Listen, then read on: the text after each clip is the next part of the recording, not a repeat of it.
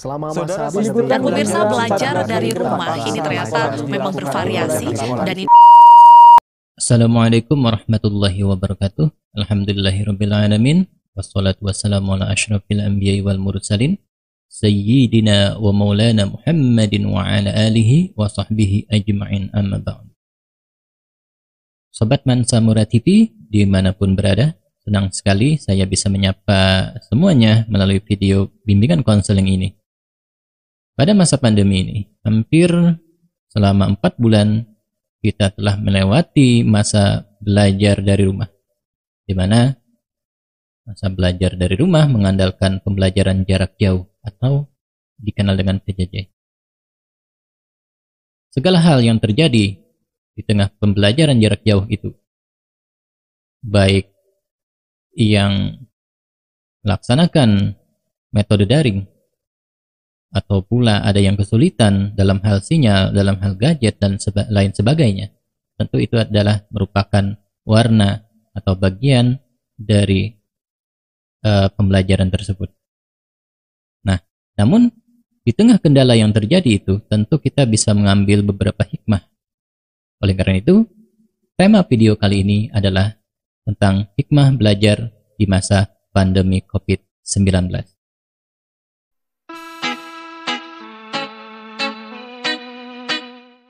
Baik, kita akan langsung membahas yang pertama. Hikmah yang bisa kita ambil yaitu siswa mampu maupun guru dapat menguasai teknologi untuk menunjang pembelajaran jarak jauh. Di mana pada pembelajaran jarak jauh kita akrab atau kita mengenal yang namanya aplikasi video conference. Di mana jenis-jenis aplikasi ini ada Zoom, kemudian lagi Google Meet, ada juga Jitsi, dan yang terbaru adalah aplikasi video conference yang ada pada e-learning madrasah. Nah, itu adalah salah satu juga, ya. Sebelum kita berada di masa pandemi, hal seperti ini bukan hal yang lumrah. Namun, ketika masa pandemi, aplikasi video conference, kelas virtual, itu adalah hal yang sangat dibutuhkan sekarang. Dan tentu, guru maupun siswa harus menguasai aplikasi ini. Kemudian ada aplikasi e-learning madrasah, lalu Google Classroom, Edmodo, kemudian ada lagi yang gencar di televisi itu adalah Ruang Guru dan lain sebagainya. Nah, dengan adanya masa pandemi ini, aplikasi e-learning madrasah yang sebenarnya itu sudah ada sejak dulu, kita bisa mengenalnya, bahkan hampir semua siswa sudah bisa mengaksesnya. Google Classroom juga sama. Kemudian konten kreator baik video pembelajaran maupun live streaming melalui YouTube dan lain sebagainya. Siswa bisa mengerjakan tugas berupa video yang kemudian diposting ke YouTube, ke Facebook, ke Instagram dan lain sebagainya. Guru juga sama. Bahkan banyak guru yang menjadi YouTuber dadakan, atau ada yang menyebut selebriti dadakan. Ya karena memang kebutuhan kita sudah seperti itu. Keadaan mendorong kita untuk berkembang. Tentu kalau kita tidak ingin tergerus oleh perkembangan zaman, kita harus berkembang. Nah, inilah hal-hal yang dapat kita kenali, kita kuasai pada masa pandemi untuk menunjang pembelajaran jarak jauh.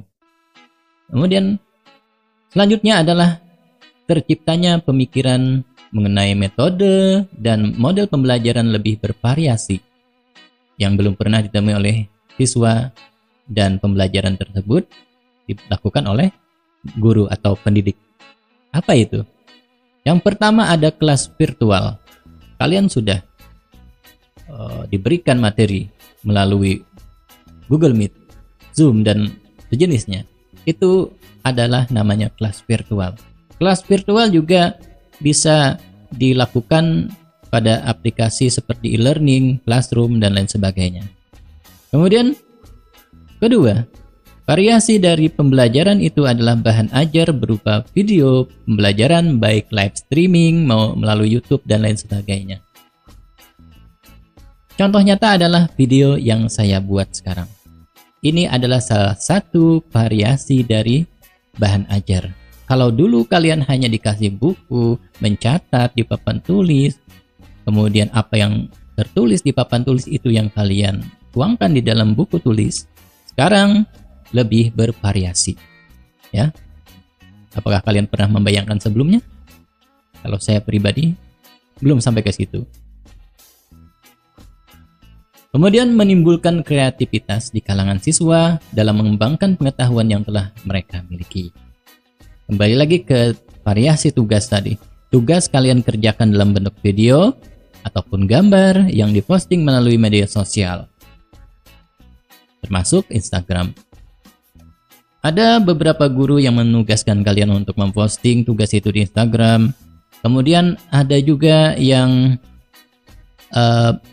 mengirim tugas melalui Google Form, yang sebelumnya mungkin kalian belum kenal apa itu Google Form, sekarang kenal, ya.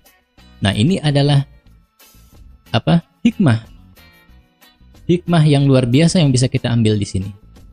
Semua warga madrasah, baik itu guru ataupun siswa, dipacu sedemikian rupa.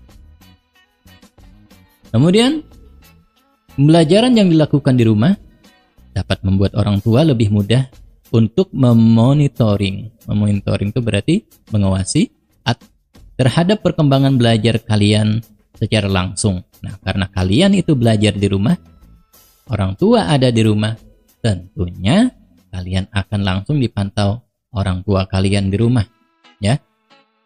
Nah, dengan demikian orang tua lebih mudah dalam membimbing dan mengawasi kalian di rumah. Tentu hal ini akan menimbulkan komunikasi yang lebih intensif, ya, dan akan menimbulkan suatu hubungan yang erat antara kalian dengan orang tua kalian, atau juga antara guru dengan orang tua dan dengan kalian, ya.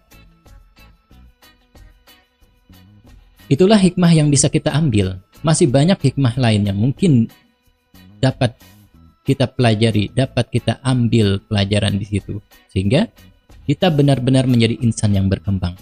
Nah, selanjutnya saya akan memberikan tips kepada kalian yang mungkin, atau teman kalian yang mungkin tidak mampu atau tidak mempunyai HP, tinggalnya atau pulang ke kampung sehingga di kampung tidak ada sinyal dan lain sebagainya. Berikut adalah tipsnya. Pertama adalah niatkan untuk belajar, menimba ilmu. Tanpa niat yang tulus, meskipun sekarang adalah masanya belajar aktif, kalian akan mencari-cari alasan untuk tidak mengikuti pembelajaran. Itu pertama adalah niat. Yang kedua, usaha. Meskipun kalian berada di kampung, meskipun kalian tidak punya HP, meskipun di tempat kalian tidak punya atau tidak ada akses internet, tentu kalian harus menyadari bahwa sekarang adalah masa belajar aktif. Bedanya adalah sekarang belajarnya tidak secara tatap muka langsung. Belajarnya melalui pembelajaran jarak jauh, belajarnya menggunakan metode daring dan lain sebagainya. Yang harus kalian lakukan, silahkan datang ke sekolah, silahkan datang ke madrasah, hubungi guru bersangkutan, tugas apa, materi apa yang sudah diberikan kepada teman-teman yang lain. Itu juga akan meringankan beban kalian, dan juga menunjukkan bahwa memang kalian punya tanggung jawab kepada diri kalian sendiri sebagai siswa Mansat Umurung Raya. Meskipun kalian tidak menemui guru, ada baiknya kalian tanya sama teman akrab kalian atau teman sekelas kalian.